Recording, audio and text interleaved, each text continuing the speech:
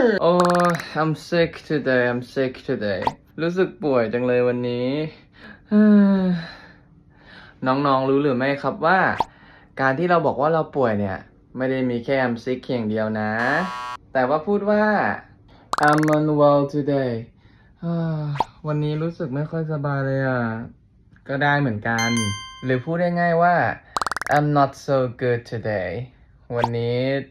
ไม่ค่อยดีเลยอ่ะหรือบอกว่า I'm not 100% today วันนี้ไม่เต็มร้อยเลยอ่ะหรือคนไหนอยากใช้เป็นสำนวนก็พูดได้ว่า I feel under the weather today รู้สึกป่วยแต่ใช้เป็นสำนวนครั้งหน้าถ้าเกิดใครลาป่วยนำประโยคเหล่านี้ไปบอกครูฝรั่งกันได้นะส่วนไอ้พีทขอตัวไปพักผ่อนก่อนนะครับ บ๊ายบาย